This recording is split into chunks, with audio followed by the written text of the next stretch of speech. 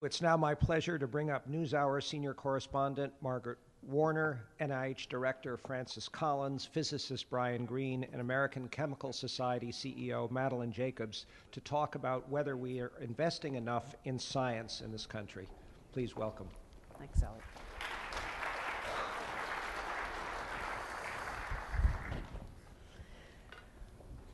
Well, nice to see you all. I understand you've already had a very stimulating time last night and today, and I hope that I know we'll continue that with this session. At this point, we've just heard a lot about how important innovation is to economic growth and how important it is to educate the next generation of innovators. The issue is, of course, what are we educating them for? And as we know, cutting-edge science is a very expensive and long-term proposition. And so the issue we want to look at this morning is the U.S. doing enough to support basic research, basic scientific inquiry in America? And if not, what more and what different things can we be doing? So to explore that, we have three leading lights in the world of science and scientists. I think they need no introduction, but once again, Francis Collins, now head of the National Institutes of Health, for 15 years, head of NIH's Human Genome Project. He's a geneticist and physician. Brian Greene, who is both a physicist and professor at Columbia and an expert in superstring theory. And no, there won't be a pop quiz at the end of this session, but he also is the founder of the World Science Festival starting last year, which is a multi-day, multi-venue celebration of science and scientists in New York City, and made quite a splash. And Madeline Jacobs, President and CEO, or Executive Director and CEO, I should say, of the American Chemical Society, which has 150,000 members and is really the largest such scientific society in the United States.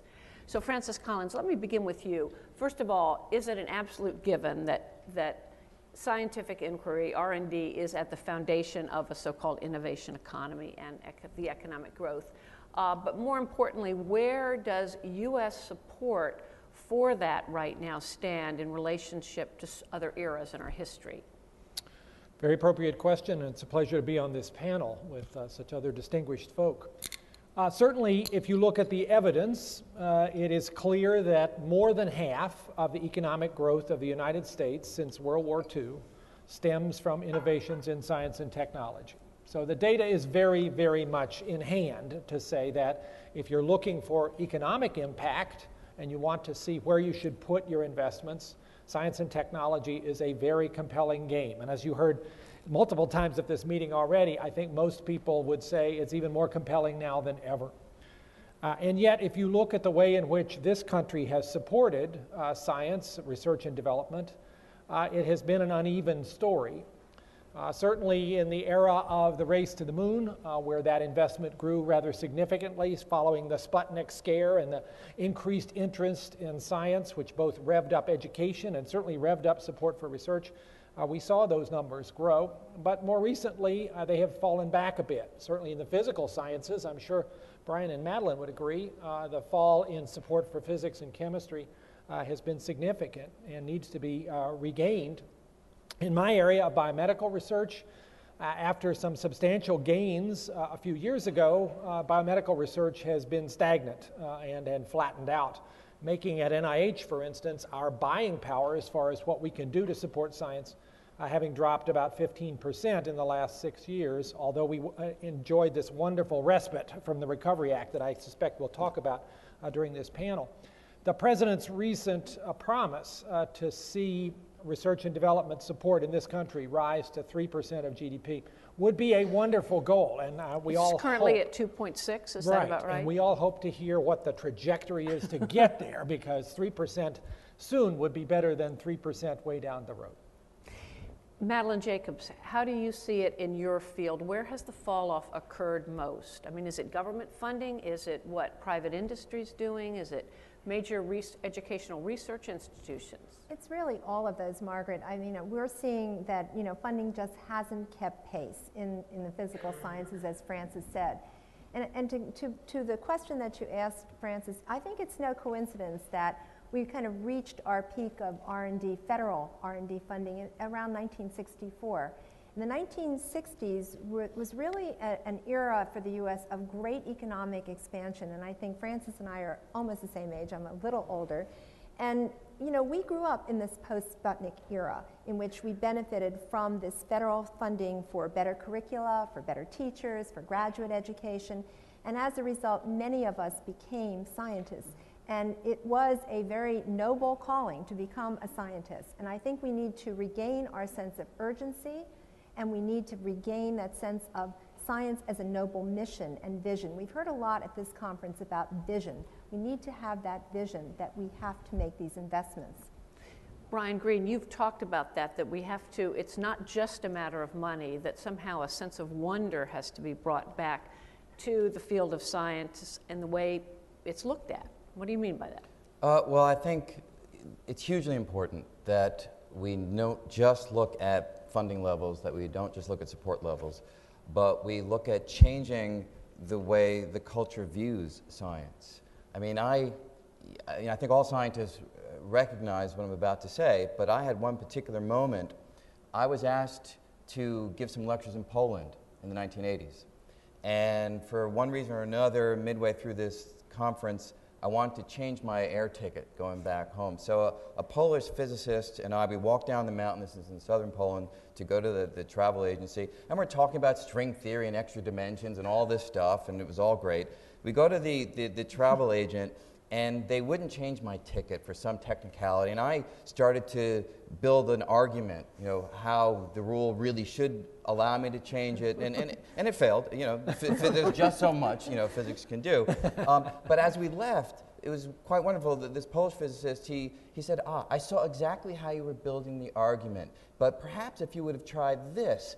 And we started to get in this whole conversation walking up the mountain, which was as interesting as the one walking down, because physics and science is not just about solving these big problems. It's a way of life. It's an attitude. It's a perspective. It's the way you deal with the world. It's the way you have a rational evaluation of all the pieces of the puzzle and try to fashion them together in a way that makes coherent sense. And if we can communicate that vision, that science is not a subject in the classroom, it's something that stays with you throughout your entire life, it's the way you deal with the world, it's a perspective, I think we'd be far further along. Now, it's a perspective that has many different qualities. I mean, it can be irritating at times to look at the world scientifically. I mean, ask my wife, she's over there, you know, but it's something that's very powerful. And if you can have a student, let me just finish with one point, a student who goes from being told things about the world, if they can take that first step where they don't feel as though they're being told things about the world, but they are reasoning about the world, they are recognizing how the pieces come together, and they are making the leap to put them together, that's a spectacular moment. And I think that's a life-changing moment. And those are the moments that we have to make sure happen more frequently. But still, the funding is an important part of this. And how much responsibility also do you think, Francis Collins, rests with private industry? I mean, I read recently that Bell Labs in its heyday, well, had tens of thousands of employees. And even as recently as 2000, had something like 30,000 doing basic research. Mm-hmm. And now they've got 1,000. I mean, has private industry R&D just fallen off completely? It's certainly taken a big hit, and an even more severe hit in the last year or two with the economy in trouble, where everything that consists of investing is under siege. I think funding is necessary, but it's not sufficient. I want to attach myself to what Brian said about the need to inspire people to think about science as a career. Just knowing there's money out there and a job is not going to be enough. You have to have this vision for the ability to go on a grand adventure, which is what science is all about. But if you want to go on the grand adventure and there's no support for it, well, you'll do something else. And we've seen that happen increasingly in this country now with, what is it, 15% of college graduates major in science and engineering. In China, that's 50%. In Singapore, that's 67%. Is it any wonder we're in trouble here in terms of where's the talent? Well, a lot of that may be because they never got inspired by that moment that I had with a 10th grade chemistry teacher who allowed me to take that leap that Brian just talked about. But some of it may be that they are hearing that things are kind of unstable out there, and maybe there's a better career in another pathway than there is in science with all of this up and down and uncertainty about the future. And certainly in the private sector, that same message is coming across. Now, I mean, it's all product driven. It's product driven, but admittedly, it didn't always have to be that way. Bell Labs was certainly a think tank that was not particularly focused on making a product to sell the next day or the next year or the next decade. But those things have become increasingly under siege, and now the government becomes oftentimes the court of last resort for basic science, and government funding is in a squeeze as well. Now let's, go ahead, Madeline Jacobs. I think that it's a partnership, Margaret, to answer your question.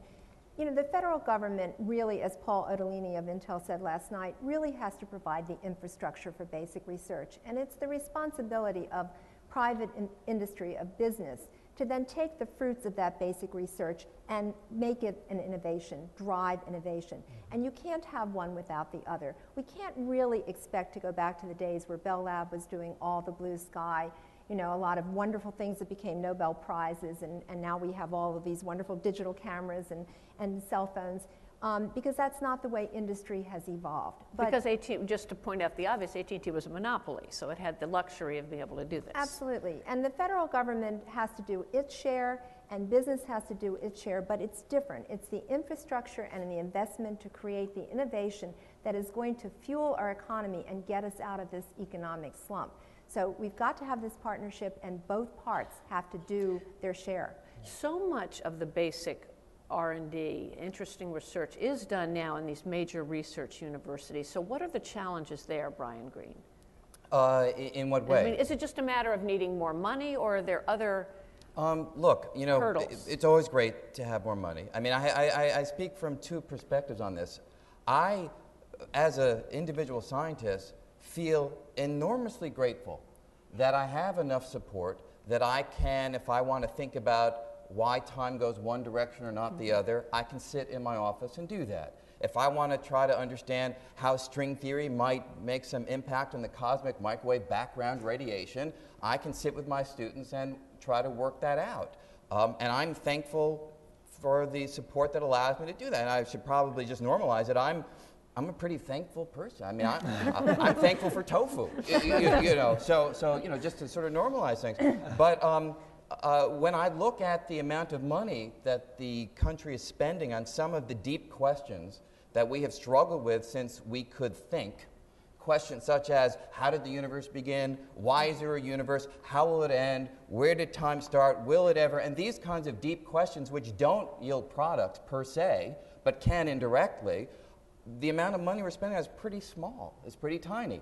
And I think that as a culture, there should be greater focus on trying to elevate ourselves collectively by dealing with those very questions that I think speak to humanity, who we are and why we are here. So, you know, I think there's two ways of looking at it, and certainly I can make a strong case that the amount of support that these issues are given is not really consonant with the impact that they can have in the world. Now, one other point I should say is I'm at the far end of the theoretical spectrum and the kinds of work that I do. Even so, it's not always apparent to people, although I think to everybody here it is, but quantum mechanics, which was one of the most abstract developments in 20th century physics, dealing with the structures of molecules and atoms, things that you wouldn't really think would have an impact on daily life. You know, I think everybody now knows that in some sense quantum mechanics is responsible for a significant fraction of the gross national product. Because anything that has a transistor in it wouldn't exist without quantum physics. You need quantum physics to be able to manipulate electrons that are moving through the integrated circuits, and if you don't have the theoretical understanding to control those electrons, you don't have all the devices that have changed the world as we know it. Which is just to say that basic research, truism, obvious, you don't know what it's going to lead to. You don't know the impact that it's going to have on the world, and therefore you can't drive your funding by virtue of the impact that you think it will have. You have to have faith that these grand ideas will ultimately translate in a way that will change us in profound ways. That's what history shows. So I may be taking a risk here, but if you could design the ideal funding structure, what would it be? I think actually our structure is not so bad. I think it's actually in pretty good shape. We have private sector investments in bringing products to market, be they devices or drugs or whatever. And we have the very powerful network of universities in this country, which are still the envy of the world. We may have lost our edge in a number of other places, but our universities are still the place that the world wants to come because of their intellectual strength. And we have the government in a system that is based upon rigorous peer review and not the good old boy network, which has caused problems in other countries, especially in Europe, but actually on peer review of the quality of the effort, supporting a lot of the basic and some of the applied effort that goes on in those universities as well. The problem is not the structure. I think the problem is that the overall level of support is insufficient for what it should be, especially now. I mean, let's admit we're not at a static phase here in terms of the progress of science, and I'll speak particularly from my own area of biomedical research. We are really at a point where we can begin to ask and answer questions that are truly comprehensive about how life works. What are all the variations in the human genome that play a role in risk of a particular disease? What are all the proteins in the cell and how do they work together? What are all the components of the immune system? We couldn't ask questions like that before, and we now have the technology to do so, and that opens up an entirely new landscape of opportunity for science and for applications to human health. And for us at this point to actually see our support for this effort flagging just makes no sense in terms of its potential. You can argue that in terms of the nobility of the human enterprise of doing science, and I think that's a good argument for support, but it won't carry but so much weight with people who don't necessarily share that. You can make the argument on the basis of stimulating the economy, and we should do that, and I don't think we've done that as much as we could based on the evidence. Or in some instances, you can say, this is going to help the human condition. We are going to revolutionize human medicine, for instance, and I think we could do that. If you look at what we've spent so far, goodness, heart disease, 30 years, we have seen deaths from heart disease drop by 60%. And that's based on $3.70 per American per year of investment in biomedical research. That's a pretty good outcome. If you look at all of those issues and ask, what should the support for just medical research be? And I'm sure similar arguments could be made for other areas. It ought to be 4 times what it is right now. And yet we're not actually even holding our own. We're seeing it actually steadily dip down in the context of inflation and difficult economies. And should the federal government be picking winners and losers? If you look at the stimulus package that passed, there was something like $20 billion for basic R&D, 2021, and then there was another $50 billion specifically targeted to energy efficiency, combating climate change, renewable, sustainable energy. Is that what the government should be doing, actually picking out areas like this?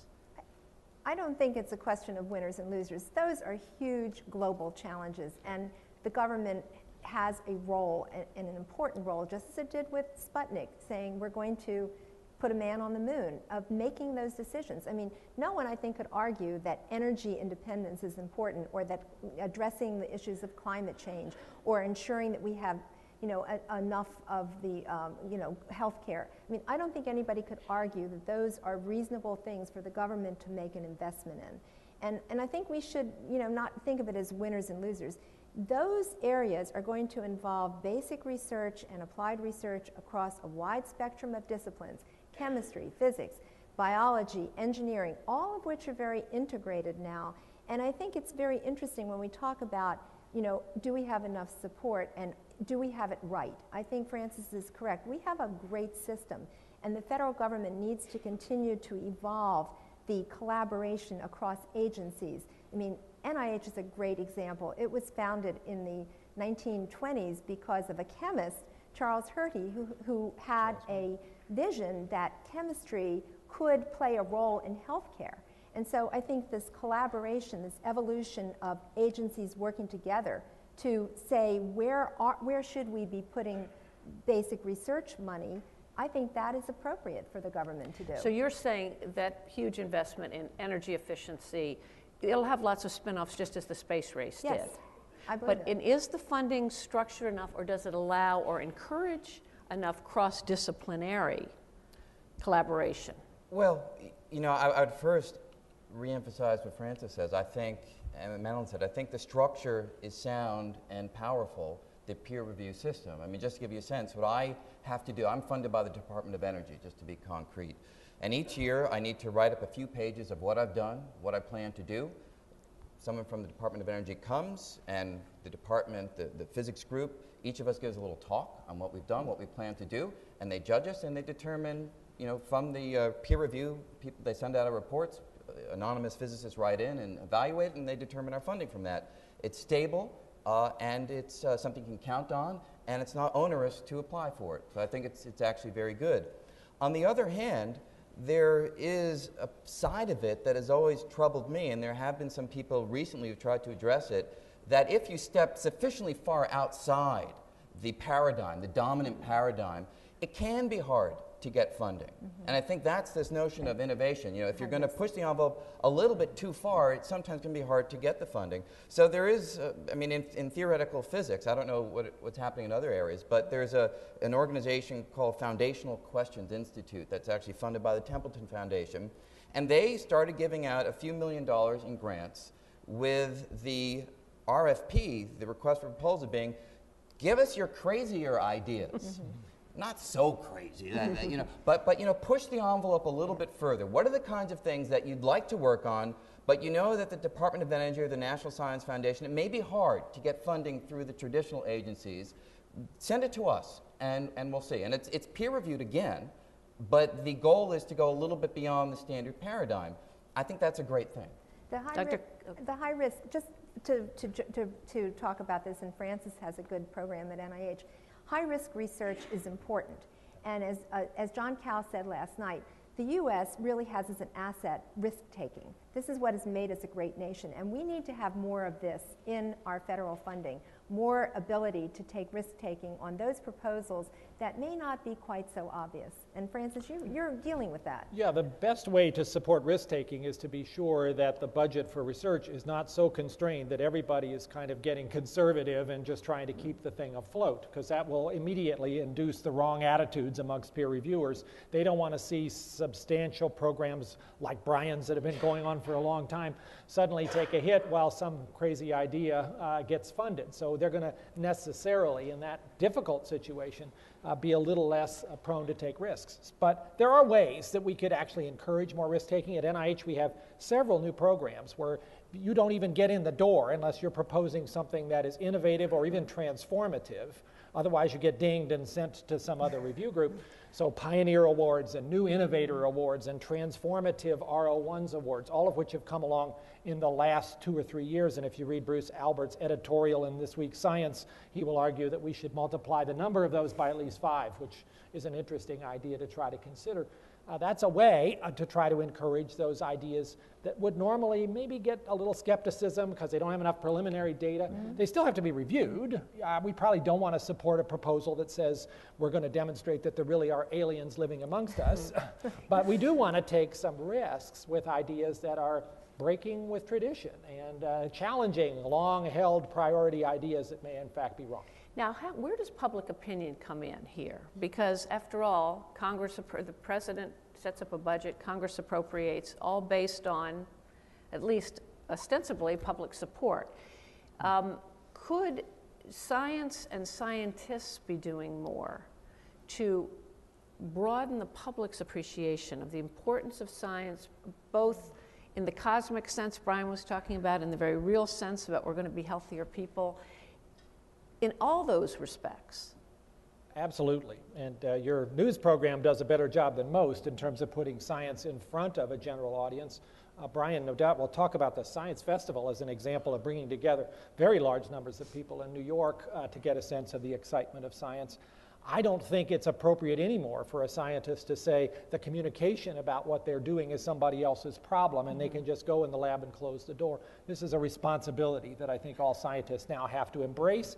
And actually, it's a very positive experience once you have a little bit of education and training about how to do it well. I'm delighted to see this new program, and I think ACS is a big part of this on National Lab Day, to get scientists connected with classrooms as another opportunity for communication with students and their parents who are likely to hear about it. I don't think we've done a good job. I think in general, as it was pointed out last night, the average person in high school can name a long list of famous movie stars and athletes and can't name a single living scientist, with maybe Stephen Hawking as the one exception. Stephen is a great guy, but we could do perhaps a lot better in getting the word out. Pew Research did a poll recently in which it polled lots and lots of scientists. Only 3% said they often speak to journalists. Now, should that change? I'm not making a special pleading here for the NewsHour, because they do come and talk to us, but more broadly, it should change. Explaining what they do. It should change, and every single scientific society and every single federal agency, really makes an effort to get its scientists to go out to the media. One of the problems is the media. Not everyone is like the NewsHour, and so we do have a lot of trouble getting reporters. There are very few science journalists now, but we have to do a better job, and one of the things we can do is face-to-face with the general public. So at the American Chemical Society, we have a new program called the Chemistry Ambassadors, and we're basically giving the tools to all of our 160,000 members to go out to the PTA, to go out to the book clubs, to go out to the mall, to talk to people about what does chemistry do in your daily life. It affects you in everything you do, from the time you get up in the morning to the time you go to bed at night. And to make every single one of our members an effective spokesman, not to the media, but to the kids and to the parents and to the businessmen and the Civitan clubs and all of that. And I think that's what we've got to do more of. That's very important, that scientists take that responsibility, not just to the media, but directly to the general public. So Brian, for your World Science Festival, who is your audience? Do you attract people who are already in the community and already interested, or have you been successful in penetrating the broader community of people who want to understand the world around them? I've always found science a little bit intimidating, and you're trying to make it accessible. Sure. I mean, when Tracy Day and I started the World Science Festival, the idea was just that, to not just have programs for those who would already go to a science lecture or already would go to, watch Nova or read the Science Times. The goal was to reach far beyond that. And the strategy is quite simple. We recognize that there's a great amount of attention to production details when it comes to a Broadway show or a great concert. Why isn't the same level of production and thought brought to the rich content of science? So the idea was to create a 5-day event. Typically, we've done it twice now, 40, 45 programs that range from string theory to genetics, Francis has been in some, to cosmology, to sustainability, across the board, but to try to create the programs in a way that it's really an experience as opposed to something where you just sort of sit and have information thrown at you. In quantum physics, a program I did, we injected a small dance interstitial based upon some of the ideas of quantum physics, probability, so that you learned about the ideas and then you sort of felt it viscerally by watching this interstitial performance. We had Bobby McFerrin in a program called Notes and Neurons talking to neuroscientists so that one could really see this interplay between music and the brain and watch in real time as scientists explain what's going on as you experience music. Alan Alda wrote a play called Dear Albert for the festival, where using the correspondence of Albert Einstein, you watch him struggle to come to grips with the universe and relativity, while also, in his own words, having to go home and deal with problems with his wife and his kids. It humanized him. It made science something that didn't feel like it was separate and out there. We had a showing of the Bourne identity, and then a conversation between the director and neuroscientists on the issues of memory and memory loss that were in the movie. So that way of integrating the world in a more general sense with science, I think, is a powerful way of changing how people really think about science and how they embrace and interact with it. But a footnote I'd also give, because it just occurs to me relative to some of the things I heard in the previous session, we talk about the need for the educational system, K through 12, to be more potent in the way we deliver these ideas of science and mathematics. I've always found it weird, I don't know if you guys feel the same way, that when you're a college professor, university professor, you don't have to have gone through any training and teaching whatsoever. And that's sort of odd, right? I mean, just because, I can manipulate the mathematics of Calabi-Yau spaces, which got me tenure, at Cornell and then Columbia, does it mean I can teach anything? Does it mean that I can inspire? Does it mean I have the repertoire of technique that allows me to do that well? I don't know. And not necessarily, as far as I can tell anecdotally from looking around. So, my feeling is, number one, that we should amplify the point that was heard last night with Harry Evans. I think that we should make use of distance learning in a spectacularly potent way. We should, I think, have, why have quantum field theory taught at every major university in the United States and have 6 or When 7 it's so kids hard in to the room? teach. Why don't we have, the 5 best quantum field theory instructors in the U.S. work with the technologists and the animators to create these wonderful programs in quantum field theory, allow them to be experienced in real time across the United States, free up the other faculty who would be teaching quantum field theory to either teach other things or maybe to go to a K through 12 class where a kid has never met a scientist in his or her life, and in that way really integrate what's happening up here with what's happening down there. But is there a problem in the scientific community that most scientists don't have your passion for doing that? Oh, they do. I mean, they all they do? I do. I think it's just a matter of lighting it.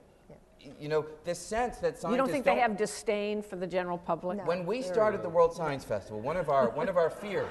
There's a recent poll that suggests they do. Well, let me just give you, a concrete example. When we started the World Science Festival, one of the thoughts we had was, will the scientists want to participate in this? We initially started by calling Nobel laureates to get some heft behind this. All of them agreed to be part of it. 100% acceptance, not 95%, 100% agreed. When we call scientists, I say we, when the World Science Festival producer called the scientists, there's enthusiasm to be part of it. They want to be part of it. It's not a matter of pulling teeth.